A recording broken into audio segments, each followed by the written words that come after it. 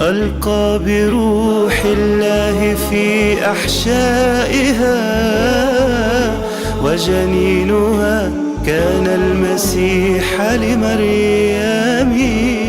شبابنا الجميل، التاريخ 31 ديسمبر الساعة 12 بالليل بالظبط. الحدث هيطفى النور على الكرة الأرضية كلها من أولها لآخرها. تخيل لو يوم 31 ديسمبر الساعة 12 بالليل اتطفى النور في جميع عواصم العالم، في جميع بلاد العالم، جميع الجنسيات وجميع الأديان بتحتفل بالكريسماس، عيد ميلاد سيدنا عيسى ابن مريم عليه الصلاة والسلام. اتطفى النور وبعد كده رجع النور على طول. الناس كلها فرحانة وجاية تبص لبعض وتحتفل مع بعض. لقت منظر أذهل العالم كله، سيدنا عيسى ابن مريم عاد مرة أخرى إلى الكرة الأرضية. سيدنا عيسى ابن مريم رجع في اللحظة اللي الكرة الأرضية كلها بتحتفل بعيد ميلاده، رجع في اللحظة اللي الكرة الأرضية كلها بتحيي ذكرى ميلاده. أنا عايزك تسأل نفسك سؤال، سيدنا عيسى لما يشوف اللي بيحصل على وجه الأرض في اللحظة دي، هل هيعد ده تكريم ولا هيعد ده إهانة؟ سيدنا عيسى هيعد ده إيه؟ عشان نتخيل المنظر. تخيل يعني ربنا يحفظنا، يعني والدك توفي او واحد والده توفي ووالده بيتغسل، قام رايح بقى جايب فرقه دي جي وقام جايب راقصين وراقصات وحفلات، والده ربنا احياه في اللحظه ديت وبص لقى المنظر اللي ابنه عامله. الاب هيبقى رايه في ابنه ايه؟ والاب ساعتها يقول لابنه ايه؟ تخيل هذا يا اخواني. المقطع ده ليس نهي عن الاحتفال بعيد ميلاد سيدنا عيسى، المقطع ده دعوه للجميع ودعوة لكل مسلم ومسلمة على وجه الأرض للاحتفال بعيد ميلاد عيسى ابن مريم عليه الصلاة والسلام. ولكن إزاي؟ أول حاجة، هو إمتى سيدنا عيسى اتولد؟ يعني 25 ديسمبر ولا 7 يناير ولا في أقوال تانية؟ أصلا فيش طائفة على وجه الأرض متفقة مع الطائفة التانية. في جميع الدنيا كلها سيدنا عيسى اتولد في نوفمبر ولا أكتوبر ولا ديسمبر ولا يناير. في ناس بتقول مستحيل الكلام ده اتولد في الصيف أصلا. ولكن تعالوا نشوف القرآن خلد اللحظة دي ازاي. بداية القصة، السيدة حنة زوجة عمران لما اشتقت للولد بعد ما كبر سنها، كبرت عجزت وجوزها بقى راجل كبير وعجوز، اشتقت للولد لما شافت الطير بيطعم ابنه على غصن الشجرة، دعت ربنا وتوسلت اليه ان ربنا يرزقها الولد، وحصلت المعجزة وبدأ الولد يتحرك في احشائها. في اللحظة دي جوزها مات وما سابلاش اي حاجة في الدنيا غير الجنين اللي في بطنها، وتاخد قرار رهيب في اللحظة دي، تاخد قرار ان ابنها اللي في بطنها ونسها الوحيد في كبرها، سندها الوحيد في الدنيا، هتنذره لله، هتنذره يتبتل ويتعبد لله في المسجد الأقصى في بيت المقدس. رب إني نظرت لك ما في بطني محررة. محرر يا رب، مفيش أي قيود دنيا ولا هم دنيا بيأيده، لا هو عبد الدرهم ولا عبد الدينار ولا عبد الكرسي ولا عبد المنصب ولا عبد الوظيفة. ولحظة الولادة تحصل الصدمة المروعة، تفاجأ انها ولدت بنت مش ولد. رب اني وضعتها انثى.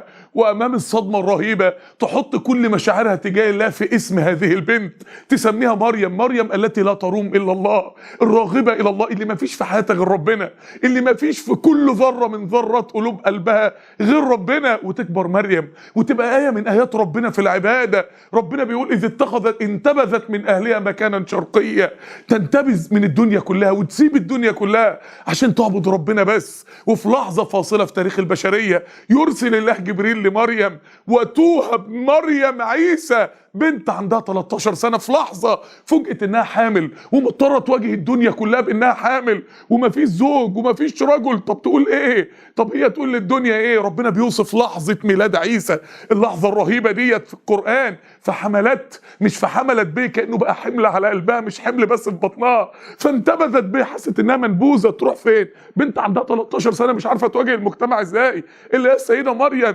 انتبذت به مكانا قصيا، هربت من البلد.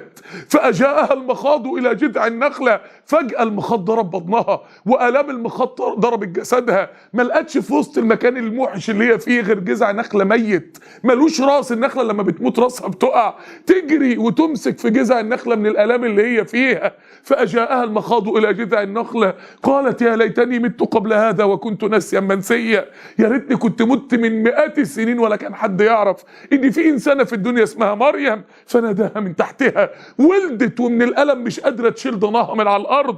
سيدنا عيسى هو مولود يناديها وينطق: ألا تحزني قد جعل ربك تحتك سرية. الصحراء اللي انت فيها بيجري فيها نهر، هزي إليك بجذع النخلة. النهر معجزة من الله. هز بجذع النخلة، الميت ده هو تساقط عليك رطبا جنيا. النخلة زي ما بطنك حيت في لحظة بجنين من غير ذكر، النخلة حيت في لحظة من غير تلقيح النخل، من غير نفس المعجزة اللي حصلت لك في بطنك يا مريم حصلت قدامك هيت في النخلة، والنخلة في لحظة حيت وطلع الرطب الجنية اللي زي الشهد وتساقطت على السيدة مريم عليه الصلاة والسلام. وبعد كده يا إخواني في الله، وبعد كده سيدنا عيسى يبدأ يكبر ويترعرع وينطلق في الدعوة إلى الله، ويصدم سيدنا عيسى مشهد ذبح سيدنا يحيى ومشهد ذبح ونشر سيدنا زكريا وهم في طريق الدعوة إلى الله، واليهود صامتين، بل اليهود ممكن يكونوا مشاركين قدام الإمبراطورية الرومانية اللي كانت محتلية فلسطين في هذا الوقت. يكبر سيدنا عيسى، وبعد قتل يحيى وزكريا في الدعوة يتحول عيسى إلى ثورة دعوية جبارة. مفيش شارع من شوارع القدس ما مشاش فيه في الدعوة إلى الله. كان يمشي في شوارع القدس ويقول: يا أورشليم يا راجمة الأنبياء يا قاتلة المرسلين، يؤنب الناس على سكوتهم على قتل يحيى وزكريا. كان يدخل على بيت المقدس يقوم علماء السوء اللي بياخدوا رواتب عشان يضللوا دين الناس وهم تبع الإمبراطورية البيزنطية، يقومهم ويقول لهم: يا أيها الأفاعي، انتوا اللي دمرتوا الدين وانتوا اللي حطمتوا الدين. سيدنا عيسى زي ما ربنا قال كان مباركا أينما كنت. كل شارع من شوارع القدس مشي يدعو فيه إلى الله، كل بلد ومدينة من مدن فلسطين مشي يدعو فيها إلى الله. زي ما ربنا قال: وروح منه. كان روح، كان بعث رهيب، كان زلزال دعوي، كان ثورة تصحيح رهيبة في تاريخ البشرية في لحظة من أسوأ لحظات تاريخ البشرية.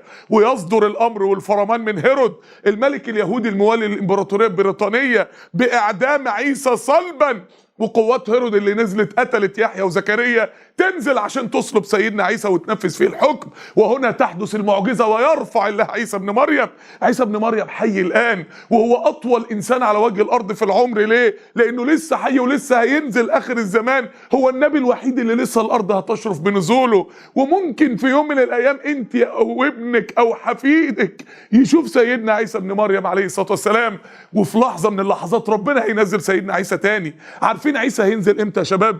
عيسى هينزل في أسود لحظة في تاريخ البشرية كلها. عيسى ابن مريم هينزل في المستقبل في أصعب لحظة حرجة بتمر بها الكرة الأرضية كلها. هينزل والأرض لسه خارجة من هرمجدون، الحرب العالمية الأخيرة ما بين البلاد الإسلامية وما بين الغرب كله، الحرب اللي هينكسر فيها الحضارة الغربية، وملايين مملينة قتلت في هذه الحرب. سيدنا عيسى ينزل والمسيح الدجال خرج، آخر محاولة من اليهود للسيطرة على الكرة الأرضية. المسيح الدجال مليارات البشرية في اللحظة دي هتبقى عبادته من دون الله، واعتقدت انه ربنا فعلا نزل الارض.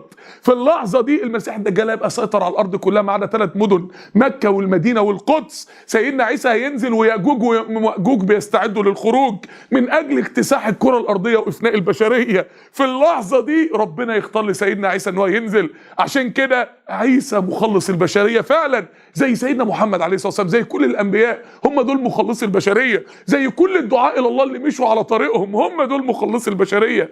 عيسى ربنا نزله في الاول وابتعثه في الاول في لحظة 0 ميلادية، في لحظة من أسود لحظات التاريخ البشري، وفلسطين محتلة من الرومان، واليهود فجروا فجور رهيب، وكان ثورة دعوية وثورة تصحيح رهيبة. اللحظة الثانية اللي ربنا هينزل عيسى فيها هي أسود لحظة في تاريخ الكرة الأرضية كلها، اللحظة اللي المسيح الدجال اكتسح الأرض ويأجوج ومأجوج هيخرجوا. يبقى مين عيسى ابن مريم ده يا جماعة؟ شخصية جبارة. لما هينزل مرة تانية هيعمل يعني ثورة دعوية في الأرض هتؤدي إلى إسلام الأرض كلها وإسلام أهل الأرض جميعا. سيدنا عيسى لما هينزل تاني هيقضي على الدجال، لما هينزل تاني هيقيم الخلافة الإسلامية من مدينة القدس، آخر خلافة إسلامية في الأرض قبل يوم القيامة. سيدنا عيسى لما ينزل تاني هيقضي على أي باطل موجود على وجه الأرض. يبقى سيدنا عيسى مخلص البشرية يوم ما بعث زمان، والوقت من 2000 ومن حوالي 2000 سنة ولما هيبعث في اخر الزمان هيبقى برضه مخلص البشريه. الانبياء الوقت احنا بنحتفل بيهم ازاي؟ احنا خارجين لسه من المولد النبوي الشريف اللي اتفاقا من علماء الاسلام ان هو كان في شهر ربيع الاول، واحنا دلوقتي في ميعاد ميلاد سيدنا عيسى ابن مريم عليه الصلاه والسلام. الانبياء يا جماعه بيحتفل بميلادهم ازاي؟ سيدنا محمد حلاوه المولد، حلاوه سيدنا عيسى بالكريسماس واطفاء النور الساعه 12 في الدنيا كلها. ده الاحتفال بهذه الشخصيات؟ هو ده الاحتفال بالانبياء يا جماعه؟ هو ده احتفال بيهم واكرام ليهم ولا اهانه لسيره هؤلاء الانبياء العظماء؟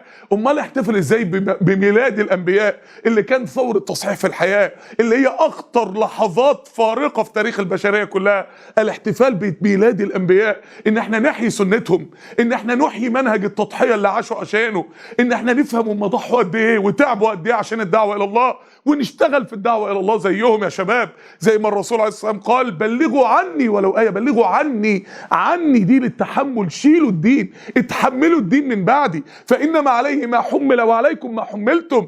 انا محمل بالدين وانتم محملين انتم كمان بنفس الرساله ونفس المسؤوليه امام الله سبحانه وتعالى. هي ديت الاحتفال بميلاد الانبياء، ان احنا نضحي زي ما ضحوا ونعيش زي ما عاشوا ونحيي سنتهم في الارض. هو ده الاحتفال الحقيقي بميلادهم. لو سيدنا عيسى رجع الارض تاني هيعلم اليهود مرة تانية ان السبت للانسان وليس الانسان للسبت. لو سيدنا عيسى ابن مريم رجع الارض تاني هيعلم البروتستانت اللي مالوا الارض ظلم عشان يقيموا دولة اليهود ويرجع ملكوت الرب وملكوت السماء، ان ملكوت السماء جه من 1400 سنة ببعثة النبي عليه الصلاة والسلام سيدنا محمد عليه الصلاة والسلام، بس هم اللي مش عايزين يصدقوا. لو سيدنا عيسى رجع تاني هيعلم اليهود ان مفيش حاجة اسمها ان شعب واحد في الارض يحتكر الكلام باسم الله ويحتكر الهداية ويحتكر الدين زي ما اليهود عملوا. لو سيدنا عيسى رجع الارض مرة تانية، وسيدنا عيسى راجع وعقيدتنا ان سيدنا عيسى نازل عليه الصلاة والسلام ونحن ننتظره عليه الصلاة والسلام، لما سيدنا عيسى يرجع تاني هيبقى قدامه مهمة كبيرة قوي، مهمة كل الضلالات اللي مالية الارض دي انه يصلحها، وانه يعيد الارض الى الله مرة اخرى والى الاتصال بالله سبحانه وتعالى.